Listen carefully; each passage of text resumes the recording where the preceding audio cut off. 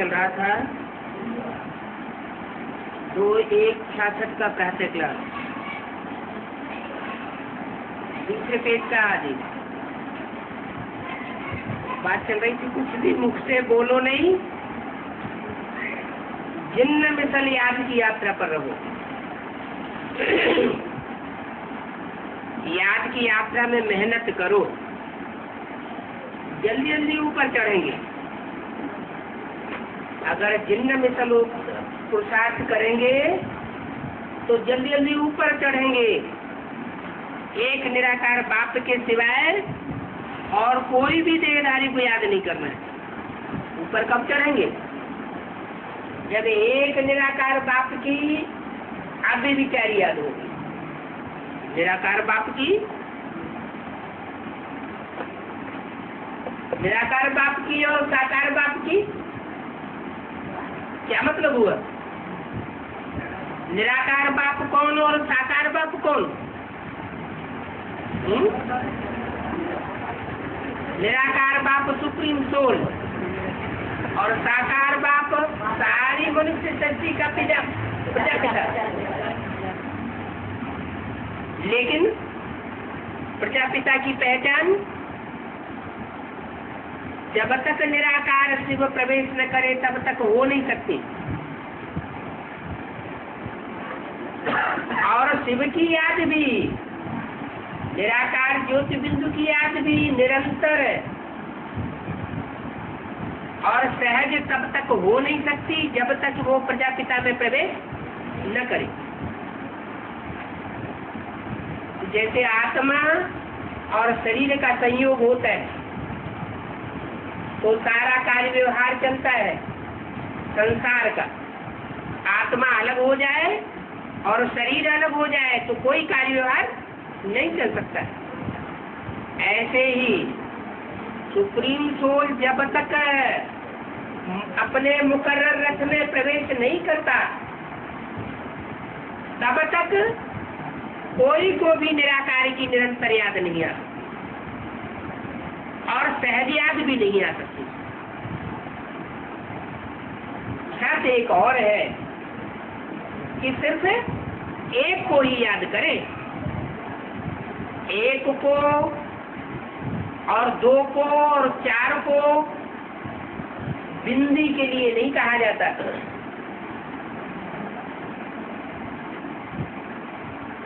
एक आत्मा को हम याद करते हैं, एक आत्मा भी बिंदी।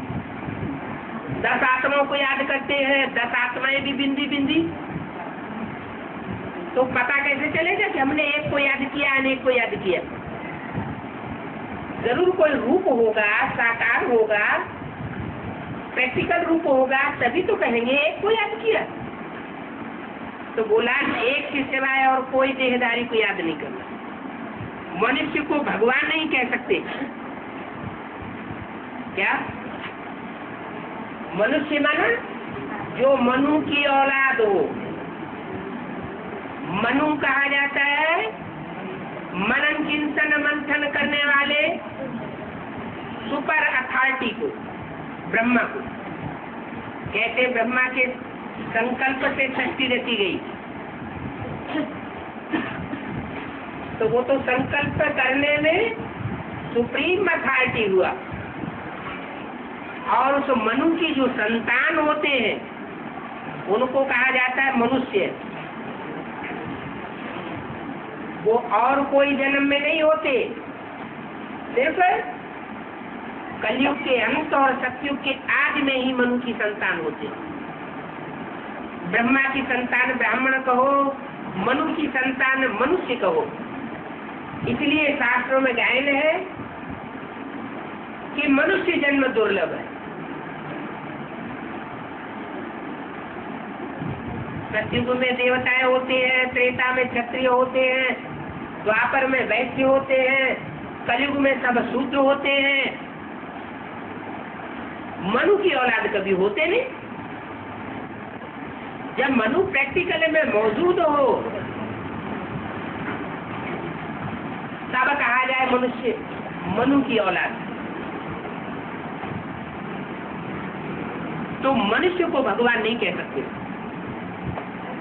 माने जिसके अंदर भी मनन चिंतन मंथन जब तक चलता है, अकल बुद्धि मन दिल दुलायमान होता है, चंचल होता है, तब तक वो मनुष्य है, भगवान नहीं हो सकता। भगवान उसको कहा जाएगा जिसको कोई चिंता न हो,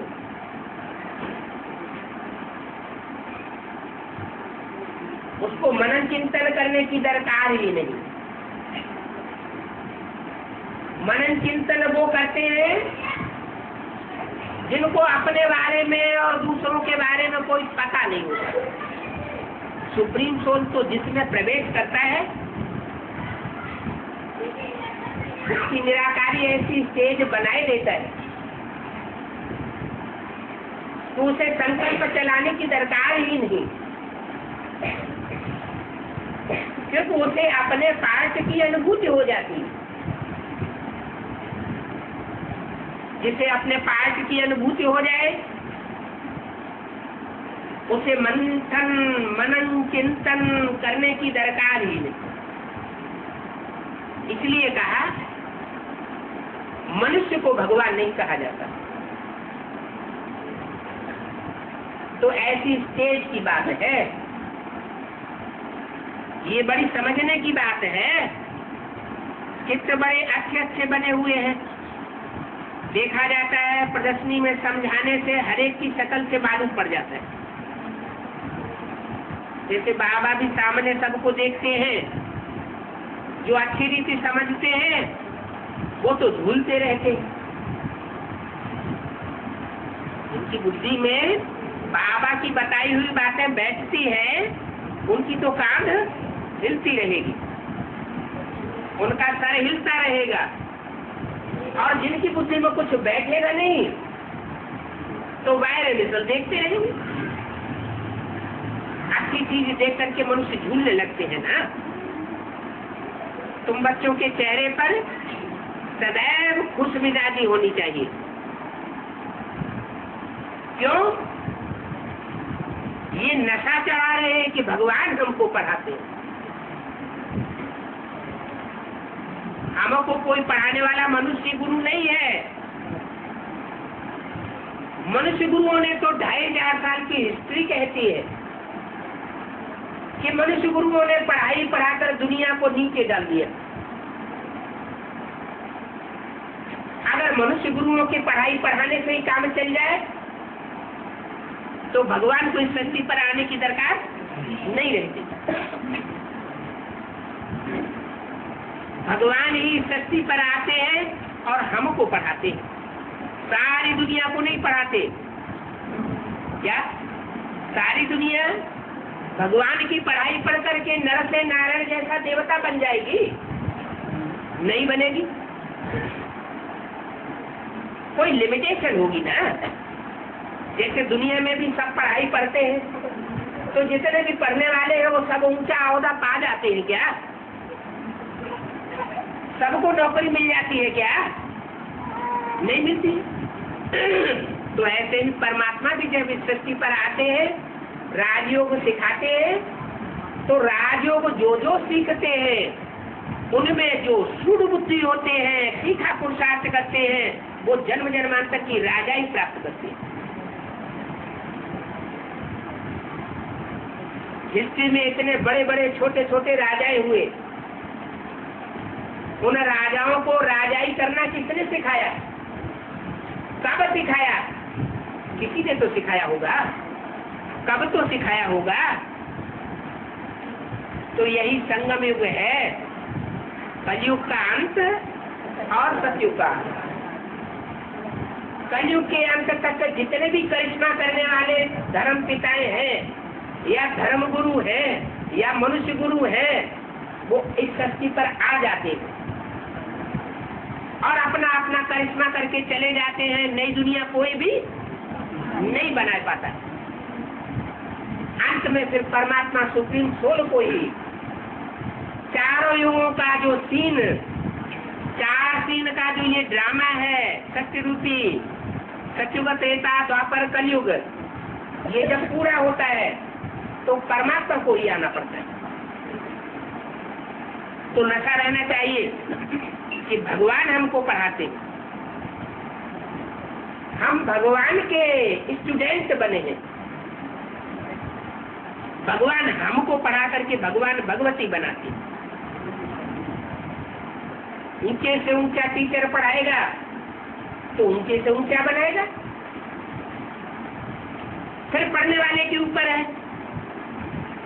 कोई भगवान भगवती अर्थात नर नारायण नारी लक्ष्मी जैसा बने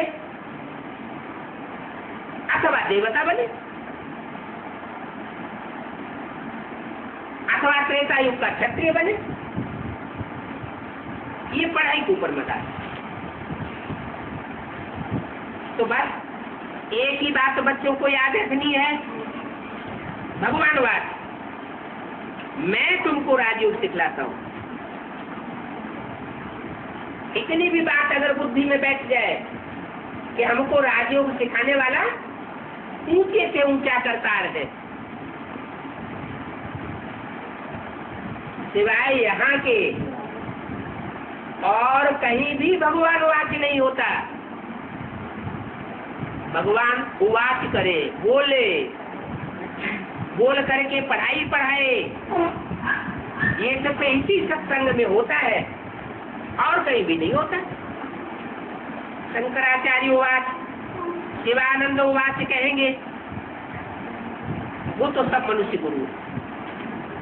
तो ये है निराकार भगवान वाक्य, तो जरूर भगवान भगवती ही बनावेंगे।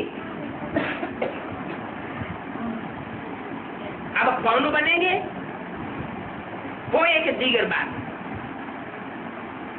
सचमुच में बरोबर भगवती लक्ष्मी भगवान नारायण कहते हैं ना, क्योंकि भगवान ने उन लोगों की आत्मा को ऐसा बनाया, कैसा कि नर से नारायण बने और नारी से लक्ष्मी बने। जरूर आगे जन्म में ऐसी पढ़ाई की है। लक्ष्मी नारायण बनने से पहले का जो जन्म है उसमें जरूर उन्होंने श्रेष्ठ पढ़ाई पढ़ी है। ये पढ़ाई है नई दुनिया अमर लोक के लिए।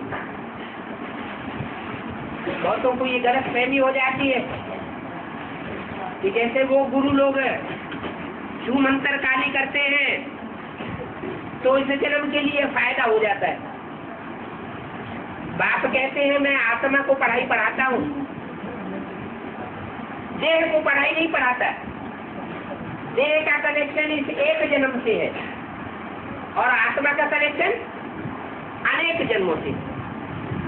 तो मैं अनेक जन्मों की प्रारब्ध प्राप्त कराता हूँ, अनेक जन्मों की राजाई तुम मेरे से प्राप्त करते हो। तो ये पढ़ाई नई दुनिया के लिए है। इस पढ़ाई से तुम विश्व के मालिक बनते हो। राजयोग में सूर है, पतित पावन बाप ने ही ऐसा पावन विश्व का मालिक बनाया है। लक्ष्मी नारायण को ऐसा पावन किसने बनाया? परमपिता परमात्मा ने बनाया। बाप आते ही है संगम युग पर। राम राज्य में तो कोई उनको बुलाते ही नहीं। जब इस दुनिया में रावण राज्य होता है चारों ओर,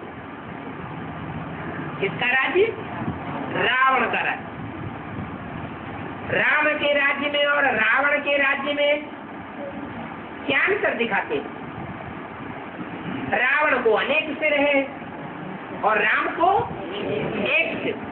माने वो एक ही बुद्धि वाली बात बताता है। क्या कोई दुकान होती है ना तो कहते हैं एक दाम, एक ही बात। तो वो सुप्रीम सोल भी आकर के बताते हैं कि गॉड इज ट्रुथ कहा जाता है। सत्य एक होता है, सत्य अनेक नहीं हो सकते। तो मैं आकर सत्य बात बता करके सतयुग की स्थापना करता हूँ। कहते हैं राम राज्य में मुझे कोई नहीं बुलाता।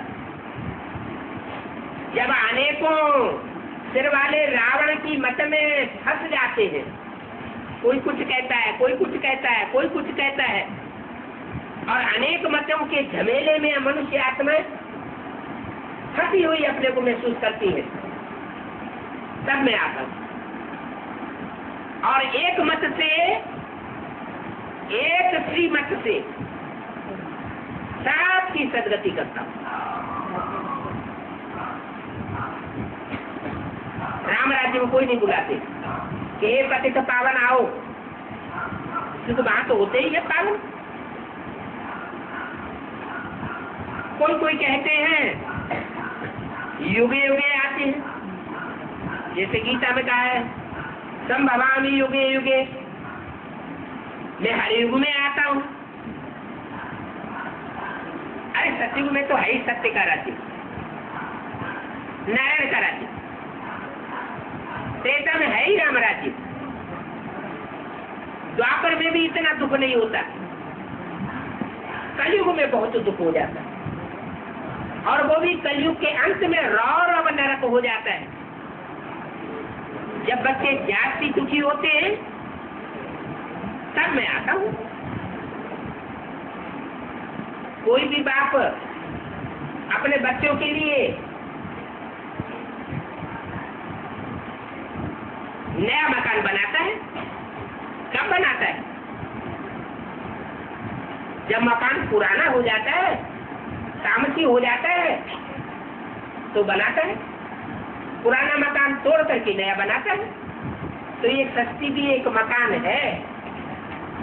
इस मकान की 4 अवस्थाएं जब पूरी होती है, सतयुग, त्रेता, द्वापर, कलयुग, तो ये मकान बहुत दुखदायी हो जाता है। तो परमात्मा आकर के उसे नया बनाता है। तो न सतयुग में उसे आने की दरकार, न त्रेता में आने की दरकार, न द्वापर में आने की दरकार।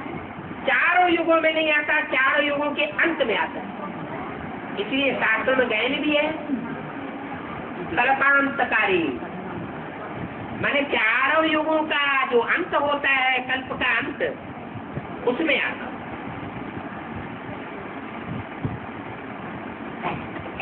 तो जो कहते हैं संभवामि युग युग, ये झूठी बात है।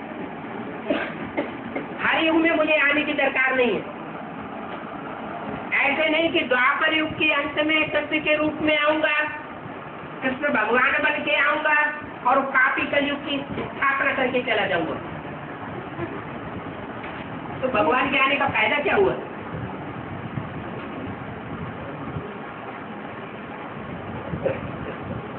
संगम तो होता है, सतयुग त्रेता का संगम होता है, त्रेता द्वापर का संगम होता है, द्वापर कलयुग का संगम होता है, कलयुग और सतयुग का संगम होता है।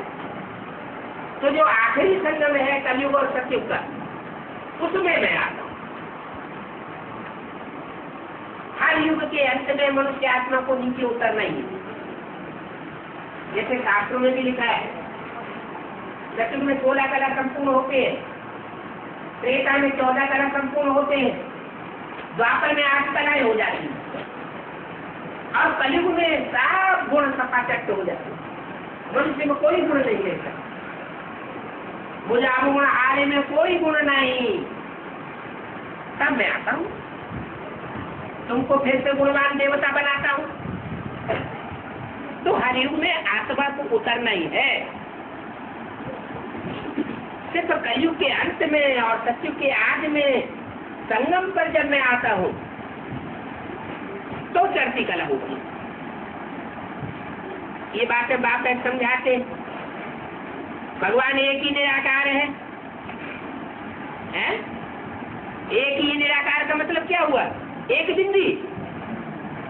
अरे कीट, पशु, पक्षी, पतंगे, जानवर सारे ही तो बिंदी है, सबकी आत्मा बिंदी,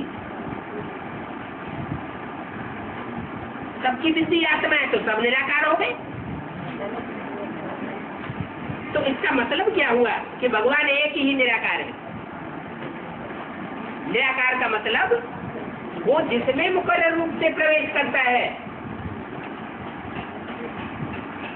जिसमें मुकर्रर रूप से प्रवेश करता है वो निराकारी स्टेज वाला बन जाता है।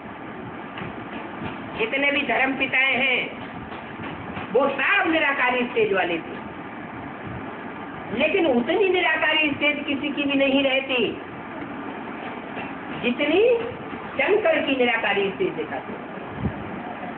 क्राइस्ट के चित्र को देखो, महात्मा बुद्ध के चित्र को देखो, गुरु नानक के चित्र को देखो, उनके चेहरे से देखने से ही पता लगता है कि इनकी आत्मा जैसे परमधाम में निराकारी स्टेज में लटकी हुई, चेहरे से निराकारी स्टेज दिखाई पड़ती है। तो वो तो है सिर्फ धर्म पिताएं, अपने सद्धर्म की स्थापना नहीं करते हैं, वो असत धर्म की स्थापना करके जाते हैं। वो सिर्फ एक सस्ती रूपी मकान की जगह जगह मरम्मत करके जाते हैं, नया मकान कोई नहीं बनाते। ये सुप्रीम सोल बाप तो आकर के पूरी सृष्टि ही रिजुविनेट कर देते, पूरा ही परिवर्तन कर देते हैं। तो वो है एक निराकार, निराकारी स्टेज वाला, जिसको ज्ञान का सागर कहा जाता है। क्या निराकारी होगा तो निर्विकारी होगा, देवभान वाला होगा तो विकारी होगा। निराकारी माने आत्मिक स्थिति वाला, तो कोई विकार नहीं, और आत्मिक स्थिति नहीं होगी, देहभान में होगा तो क्या होगा? तो देहभान आने से विकार आते। अपने को देह समझने से क्या होता है? अपने को देह समझने से, दूसरे को देह देखने से काम, क्रोध, लोभ, मोह, अहंकार, ये 5 विकार पैदा होते। अगर अपन को भी बिंदी आत्मा समझे और दूसरे को भी बिंदी आत्मा के रूप में भ्रकुटी में देखे, ये प्रैक्टिस पक्की करें, तो ये 5 विकार हो जाएगा। तो जो निराकारी होगा वो निर्विकारी भी होगा, निर्विकारी होगा तो निरहंकारी भी होगा। ये परमात्मा की विशेष पहचान है। क्या? निराकारी, निर्विकारी और निरहंकारी। लेकिन वह एक ही है जो निराकारी, निर्विकारी और निरहंकारी होता है। उसको ज्ञान का सागर कहते हैं। क्या? वो निराकारी तो है, बिंदी तो है, उसको कोई संकल्प करने की दरकार नहीं है, फिर भी वो ज्ञान का सागर है। ज्ञान का सागर है और पतितों को पावन बनाने वाला है। उसको पतित पावन कहा जाता है। क्या? जिसके अंदर कोई भी प्रकार के संकल्प विकल्प न चले, वही पतितों को पावन बनाने वाला निराकार परमात्मा है। तो बोला सर्व को पतित से पावन बनाने वाला वो बाप है। जिस समय मुरली चलाई गई उस समय ये नहीं कहा कि पतितों को पावन बनाने वाला ये बाप है। मैंने ब्रह्मा की कल में माउंट आबू में वाणी चलाई गई ना, तो उस समय नहीं कहा कि यह बाप है। क्या कहा? वो बाप है, मैंने दूर कर दिया। भविष्य में वो पाठ प्रत्यक्ष होने वाला। ब्रह्मा के रूप में अगर भगवान पतित पावन के रूप में प्रत्यक्ष हुआ होता तो ब्रह्मा की पूजा होती, ब्रह्मा के मंदिर बनते, ब्रह्मा की मूर्तियां बनती, लेकिन नहीं बनती, पूजा नहीं होती। इससे साबित होता है कि त्रिदेव में से जो ऊपर के स्टेज वाले 2 देवताएं हैं, विष्णु और शंकर। शंकर को कहा जाता है महादेव। देव ब्रह्मा, देव विष्णु, देव देव महादेव। माना वो सबसे ऊंची हस्ती है, देवताओं में भी सबसे ऊंची हस्ती। उस ऊंची हस्ती में ही सुप्रीम सोल प्रवेश करता है और प्रवेश करके पतितों को पावन बनाता है। तो भारत में ही गायन है, तुम माता पिता हम बालक तेरे।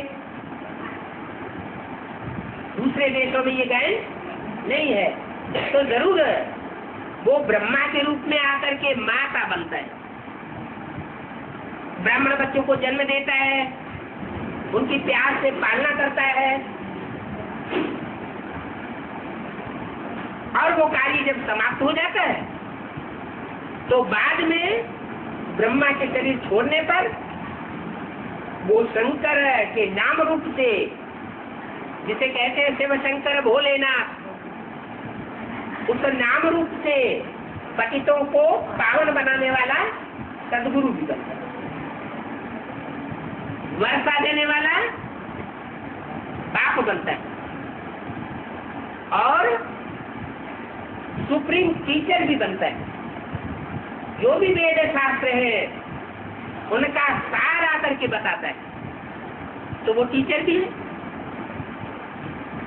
यहाँ आकर के बच्चों की पालना करते हैं, कहाँ आकर के? परम धाम से इस धरती पर आकर के बच्चों की पालना करते हैं, पढ़ाते भी हैं,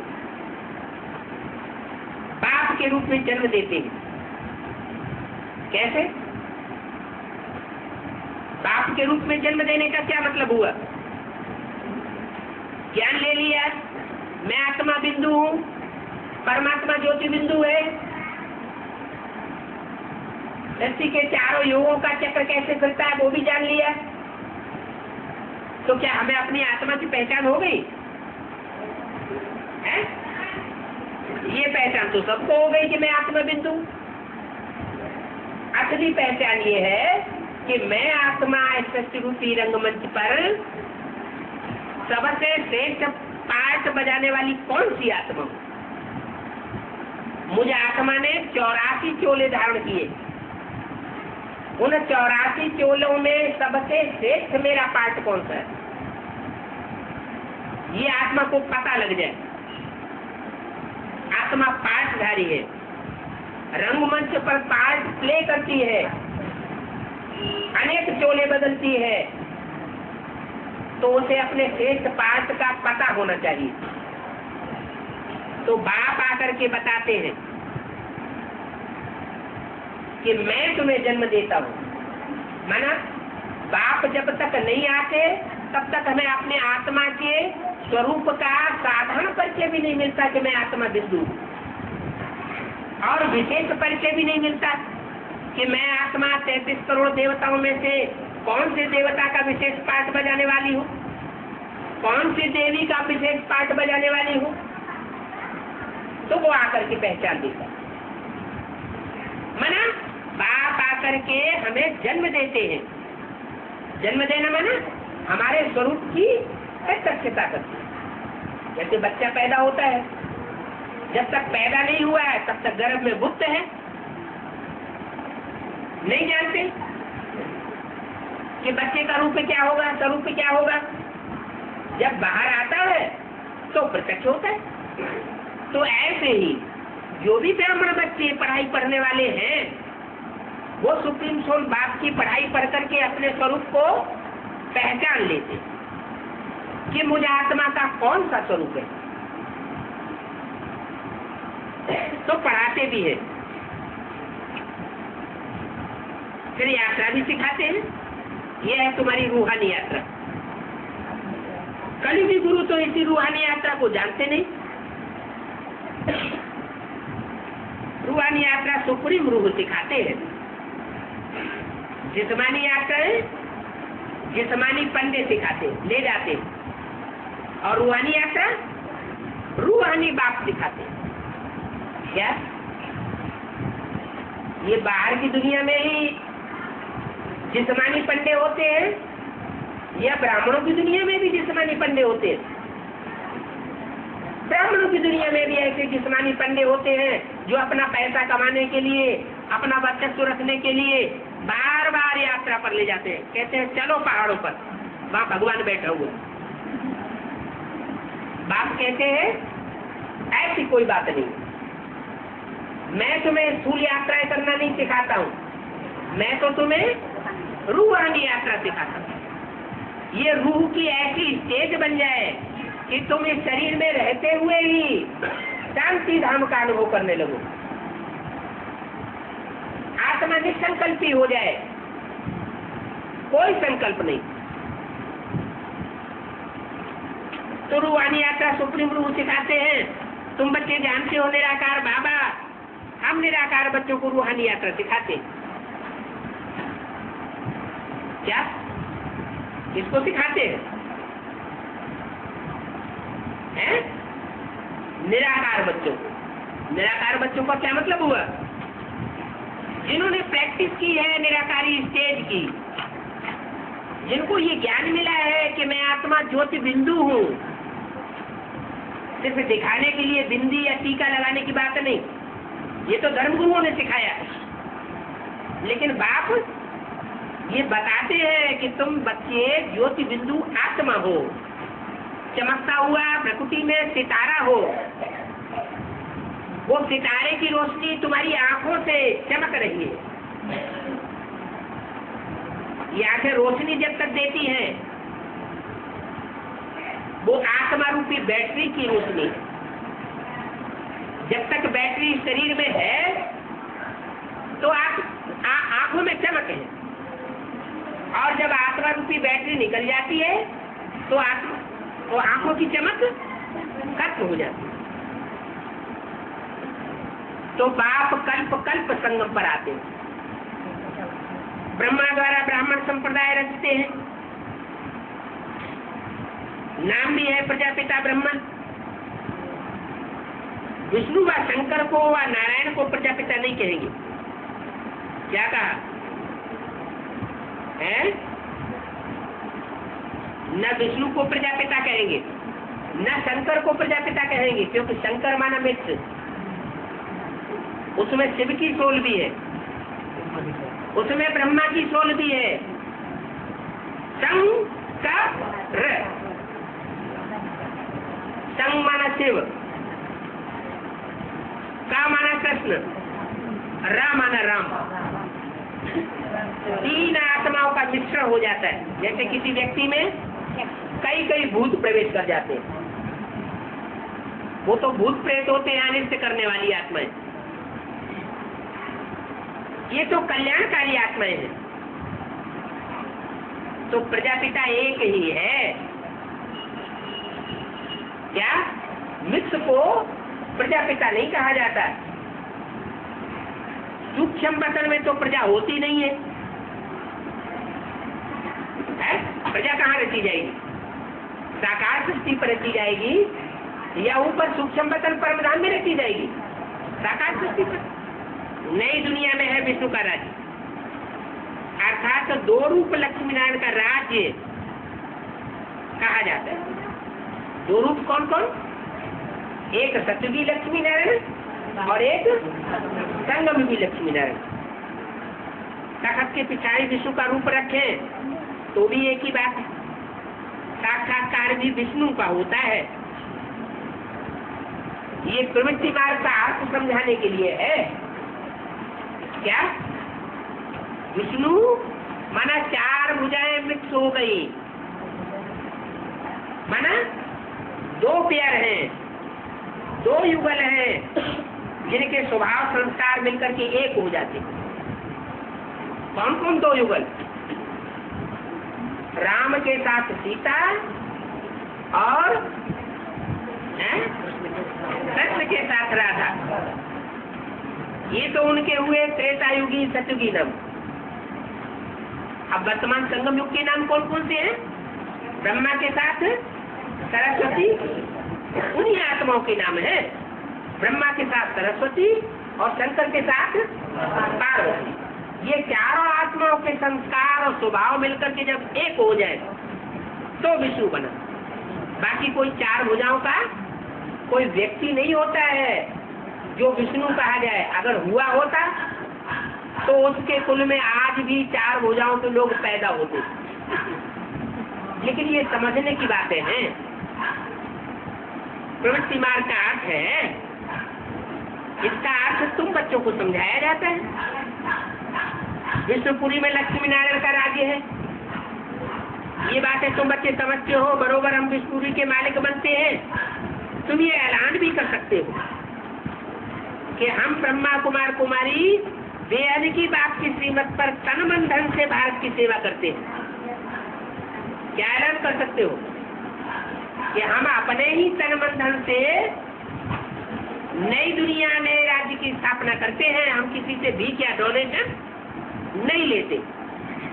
जो भीख और डोनेशन लेने वाले हैं वो कभी भी नई दुनिया की स्थापना नहीं कर सकते। हम पवित्र वन रूहानी यात्रा सीखते हैं। आधा कल्प तो जिस्मानी यात्रा करते आए हैं। अभी हम एक जन्म में रूहानी यात्रा करते हैं। सत्युग में भी यात्रा होती नहीं है। हमको एक ही यात्रा में बादशाही मिल जाती है। बार बार यात्रा करने की हमको दरकार ही नहीं।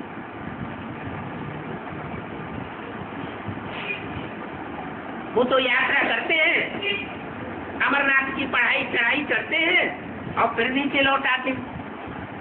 जब तक यात्रा करते हैं तब तक पवित्र रहते हैं। वापस आए फिर आप पवित्र बनने लग पड़ते हैं। यहाँ ऐसा नहीं होता। यहाँ तो एक ही जन्म में बाप आकर हमको ऐसी चाड़ी चढ़ाई देते हैं, ऐसी ऊंची स्टेज में ले जाते हैं जहाँ हम निराकारी स्टेज में स्थित हो जाते हैं। फिर वापस न निवर्तनते, जो गीता में लिखा है, वो मेरा ऐसा परम धाम है जहाँ जाकर के आत्माएं वापस इस दुनिया में नहीं आती। ये नरक की दुनिया में वापस नहीं आती। मैं ऐसे धाम में तुम बच्चों को ले जाता हूँ। तो यात्राएं दो हैं, एक जिस्मानी यात्रा और एक रूहानी यात्रा। दो यात्राओं का राज और दो बापों का राज और 3 बापों का राज भी अभी बाप समझाते हैं। कौन से 3 बाप? एक तो लौकिक बाप शरीर का सबको है, यह हुआ था जिससे शरीर का जन्म मिलता है। दूसरा है अलौकिक बाप, प्रजापिता ब्रह्मा। और तीसरा है पारलौकिक बाप, सुप्रीम सोल, आत्माओं का बाप। तो संगम पर है 3 बाप। क्या? संगम पर है 3 बाप। कैसे? कैसे 3 बाप? तथाकथित ब्रह्मा कुमार कुमारियां भी कहेंगे। क्या कहेंगे? हमारे 3 बाप हैं। कौन कौन से 3 बाप? एक तो लौकिक शरीर को जन्म देने वाला, वो तो सब मान लेंगे कि हाँ है या हुआ। दूसरा कहेंगे अलौकिक बाप, वो अलौकिक वतन में रहता है, वो सूक्ष्म वतन में रहता है, वो भी नहीं है। और पारलौकिक बाप, निराकारी बाप, वो परमधाम में रहता है। तो फिर रहता परमधाम में है, रहता सूक्ष्म वतन में। तो यहाँ कहाँ हुआ ना, यहाँ नहीं हुआ ना।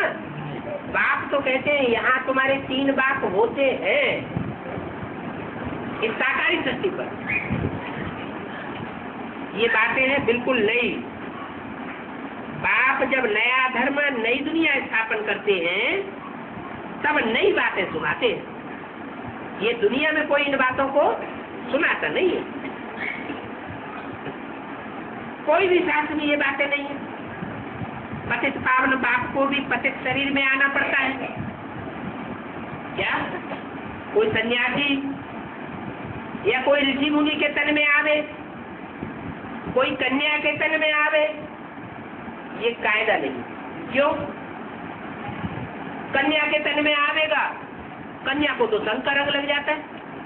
कन्या के तन में सुप्रीम सोल बाप आवे और सब आकर के उससे मिलने लगेंगे तो कन्या की तो हालत ही खराब हो जाएगी।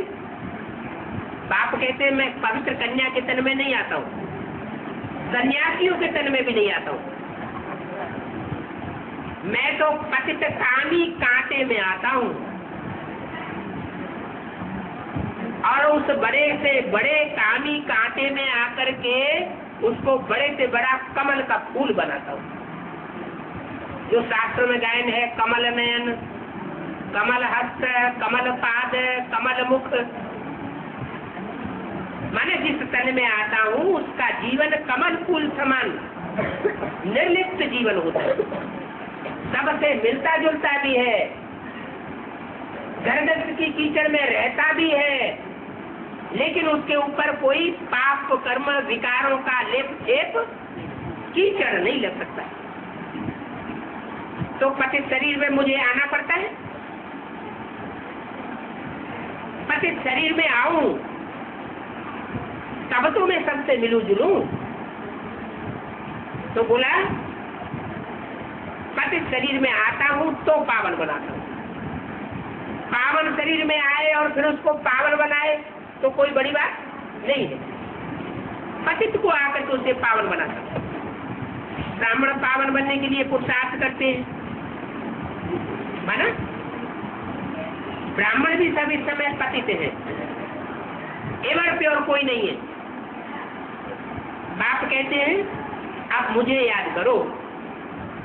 माना कोई ब्राह्मण और ब्राह्मणी को भी याद नहीं करना है। अगर थोड़ी भी ब्राह्मण ब्राह्मणी की याद आती रही तो सोने की जंजीर में फंस जाएगी। और अगर सोने की जंजीर में फंस गए तो निकलना बहुत मुश्किल है। क्यों? क्योंकि लोहे की जंजीर माने लौकिक दुनिया वालों का मोह। लोहे की जंजीर तो तोड़ के फेंक दो, कोई खर्चा नहीं हुआ। और सोने की जंजीर में तो थोड़ा मोह आता है, कॉस्टली चीज है, कैसे फेंके? तो बताया कि जो ब्राह्मण है वो भी पावन बनने के लिए पुरुषार्थ कर रहे हैं। माने ब्राह्मण भी सब पतित है, अभी कोई ब्राह्मण पावन नहीं बना। सिर्फ मुझे याद करो। कोई ब्राह्मण ब्राह्मणी को याद करने की दरकार नहीं है। ब्रह्मा द्वारा बाप की मत मिलती है। मत श्रेष्ठ से श्रेष्ठ की मिलती है, उसे कहते हैं श्रीमत। श्रीमद भगवत गीता, भगवान की गाई हुई गीता ज्ञान का गीत, वो मिलती तो है लेकिन ब्रह्मा द्वारा मिलती है। डायरेक्ट बिंदी से आवाज नहीं आती। जैसे मुसलमान लोगों की किताब में लिखा हुआ अल्लाह मियाँ ने ये फरमाया, अल्लाह मियाँ ने वो फरमाया। अब अल्लाह मियाँ क्या आसमान से आवाज फेंकता है क्या? फरमाने के लिए तो मुख चाहिए ना। तो मैं प्रवेश करता हूँ। ऐसे नहीं कि बाप का बनने से पवित्र बन जाते हैं। कोई सरेंडर हो जाए, बाप के बन जावे, समर्पण पत्र लिख देवे, तो ऐसा करने से ही पावन बन जाएंगे, ये कोई जरूरी नहीं।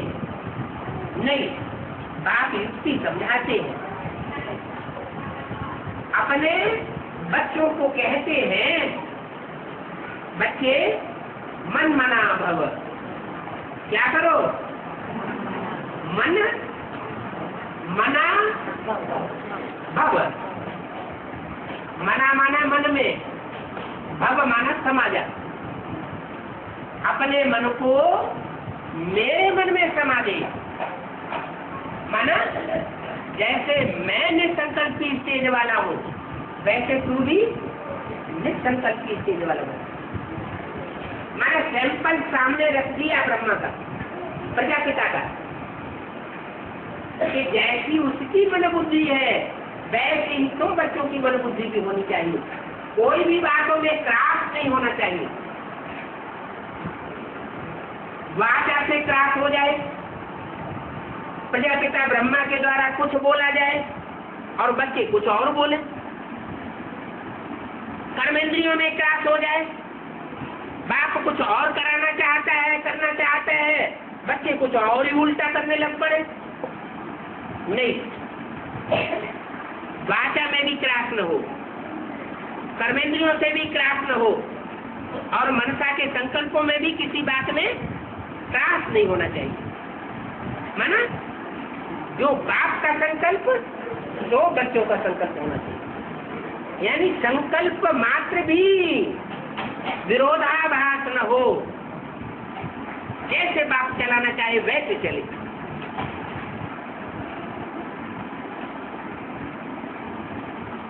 तो बाप कहते हैं बच्चे मन मना भव। जरूर पहले इनको कहेंगे। इनको बाप कहते हैं मन मना भाव, तो पहले किसको कहेंगे? इनको माने कोई दो है कम से कम, इसको नहीं। अगर इसको कहा होता तो ब्रह्मा के लिए लागू होता, क्योंकि ब्रह्मा के तन में प्रवेश करके ये मुरली चलाई। इसको नहीं, क्या कहा? हाँ, पहले इनको कहते हैं मन मना भाव। इनको माना दो हो गए, एक प्रजापिता और एक ब्रह्मा। तो ब्रह्मा की सोल माना कृष्ण की सोल, और प्रजापिता की सोल माना राम बाप की सोल। माने इनको पहले पहले निराकारी स्टेज में जाना पड़े, इन द्वारा ही कहते हैं। क्योंकि गुरु कहे, सतगुरु अकाल मूर्त कहा जाता है, माने उसको गुरु को काल नहीं खाता, उसकी मूर्ति होती है, माने साकार होता है। और जिसके द्वारा कहते हैं तो वो तो साकार ही हुआ। इन्हीं के द्वारा कहते हैं माम एकम याद करो। रामकृष्ण की आत्माओं के द्वारा कहते हैं मुझे एक को याद करो। ऐसे नहीं कि बिंदी कहती है मुझे एक बिंदी को याद करो, इन द्वारा कहते हैं। बुद्धि का योग मेरे साथ रखो, मेरे साथ बुद्धि का योग रखो का मतलब ऐसे नहीं बिंदी के साथ योग रखो। क्या? मैं सुप्रीम सोल ज्योति बिंदु जिस प्रजापिता ब्रह्मा के तन में मुकर्रर रूप से प्रवेश करता हूँ, उसके साथ बुद्धि योग रखो। तो जैसे उसके वाइब्रेशन होंगे वैसे तुम्हारे भी बन जाएंगे, जैसे उसकी चलन होगी वैसे तुम्हारी भी चलन बन जाएगी, जैसे उसकी वाचा होगी वैसे तुम्हारी भी ज्ञान युक्त वाचा हो जाएगी। तो इसको रूहानी यात्रा कहा जाता है। क्या? जो भी कर्म करो, जो भी वाचा बोलो, जो भी संकल्प चलाओ, वो बाप समान संकल्प हो, बाप समान कर्म हो, बाप समान वाचा हो, तो इसको कहा जाता है रूहानी यात्रा। इतनी सहज बात है, फिर भी कहते हैं हमारा योग नहीं लगता। अरे योग क्यों लगाते हो? याद करो ना। जो चीज आंखों से देखी जाती है, कानों से सुनी जाती है, वो याद तो रहती है ना। तो मन मना भाव का ही को ही रूहानी यात्रा कहा जाता है। अपने आप को, अपने घर को याद करना। इसको किसको याद करना है? आत्मा अपने आप को याद करे। सबसे पहली सीढ़ी है कि मैं आत्मा ज्योति बिंदु सितारा। सवेरे उठते उठते पहला फाउंडेशन ये पक्का करना है। क्या? मैं आत्मा ज्योति बिंदु सितारा। ये प्रकृति के मध्य में उस आत्मा को ध्यान करना। फाउंडेशन सवेरे सवेरे जिसका पक्का पड़ जाएगा, वो सारा दिन वो रूहानी स्टेज में रह सकेगा। तो अपने बाप को याद करो, अपनी आत्मा को याद करो, और घर को याद करो। क्या? अपना घर कौन सा है? निराकारी धाम। निराकारी धाम, धाम माना हमारी बुद्धि जहाँ, आत्मा मन बुद्धि जहाँ टिकी रहे। इसलिए गाया जाता है अंतकाल जो स्त्री सिमरे। क्या? अंतकाल अगर किसी को स्त्री की याद आ जाती है तो क्या होगा? अंतमते तो गते हो जाएगी, स्त्री का चोला मिलेगा। और कलयुग में जितनी भी स्त्रियां होती है वो सब कलयुग दुनिया में सब पतित हो जाती। स्त्री का पतित होना, व्यभिचारी होना माना वैश्या बन गई। अगर मनसा से, वाचा से, दृष्टि से व्यभिचारी बनी तो वैश्या कहीं भी। तो बाप कहते हैं अंतकाल में स्त्री चोला याद ना आए। अगर कौड़िया याद आ गई तो कौड़ी जैसा जन्म मिलेगा, बुद्धि भ्रष्ट हो जाएगी। यहाँ बिच्छू चंदन जैसा जन्म मिलता है। इस दुनिया में जो भी जिसको जन्म मिलेगा दुखदायी जन्म मिलेगा। बच्चा पैदा होता है तो भी दुखी, माँ बाप भी दुखी, और जब बड़ा होता है तो दूसरों को भी दुखी करता है।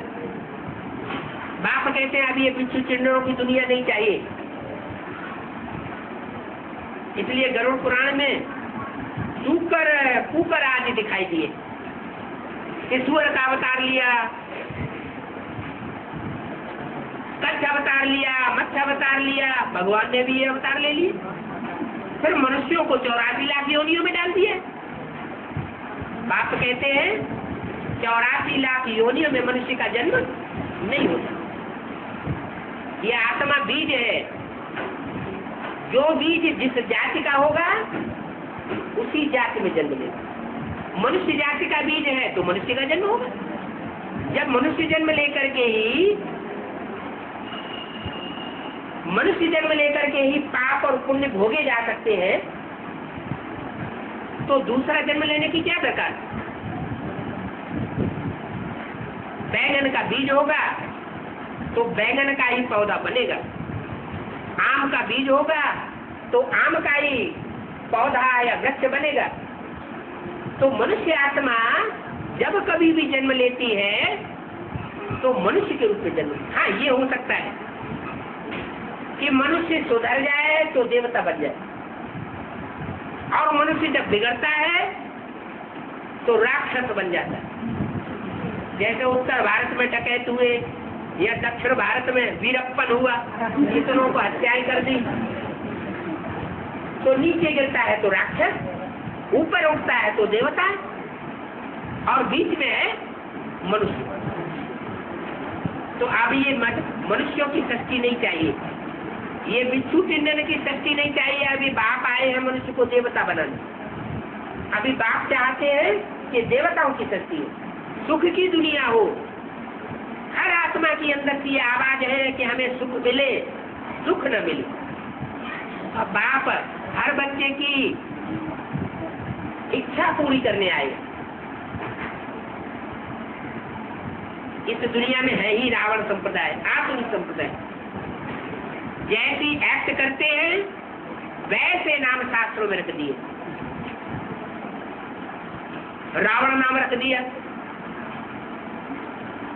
रावण का अर्थ क्या होता है? रुलाने वाला।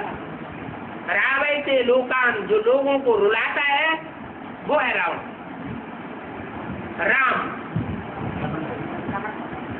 जो लोगों को आनंद में रमण कराता है, किसी प्रकार का कोई दुख नहीं देता, उसको कहते हैं राम। कृष्ण, कृष्ण माना आकर्षित करना, जो आत्माओं को आकर्षित करता है अपनी तरफ, वो है कृष्ण। युधिष्ठिर, युधिष्ठिर माने युद्ध में स्थिर रहने वाला, भाग जाने वाला नहीं, स्थिर रहने वाला। दुर्योधन, दुष्ट युद्ध करने वाला। एक युद्ध होता है, नीति नियम प्रमाण युद्ध किया जाता है, तरीके से लड़ाई लड़ो।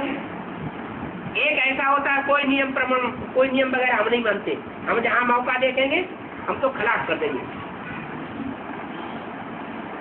तो ये जो नाम है शास्त्रों में, वो किस समय की यादगार है?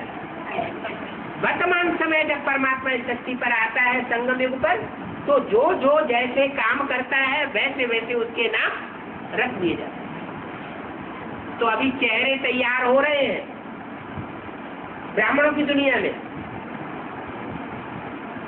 कौन का राक्षसी चेहरा है, कौन का देवताई चेहरा है, वह थोड़े समय में ही प्रत्यक्ष होने वाला है। नंबरवार पुरुषार्थ संसार प्रत्यक्ष होने वाला है। अभी बाप कहते हैं सीधा तरीका बताता हूं, मन मना बन। मेरे मन में समा जा, मेरे को याद कर।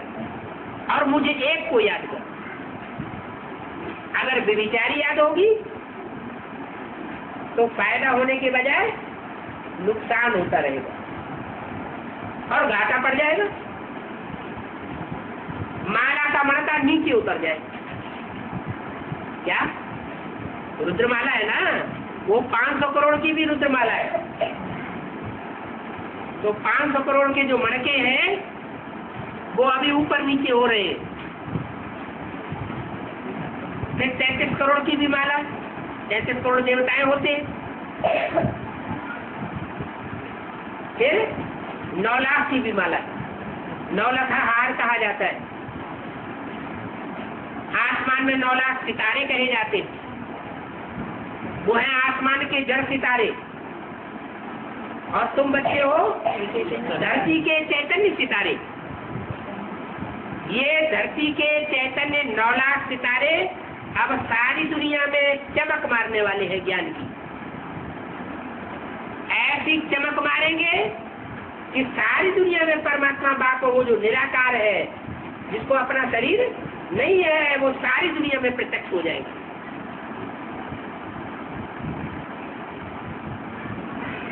तो ऐसे नाम नहीं धराना जो शास्त्रों में ग्लानि होती रहे, दुनिया उनकी ग्लानि करती रहे। रावण को कोई नहीं याद करता। कोई याद करता है?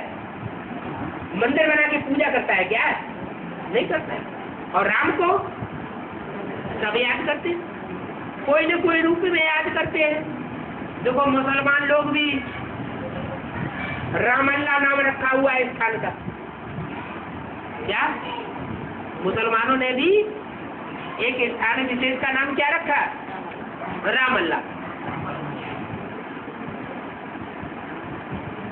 तो राम और राम संप्रदाय ये बनने का पुरुषार्थ करना है। रावण और रावण संप्रदाय बनने का पुरुषार्थ नहीं करना। तुम हो ईश्वरीय संप्रदाय और वो है आसुरी संप्रदाय। ईश्वरीय संप्रदाय ईश्वर की महिमा करेंगे और आसुरी संप्रदाय ईश्वर की ग्लानि करेंगे और रावण की महिमा करेंगे। अभी बाप कहते हैं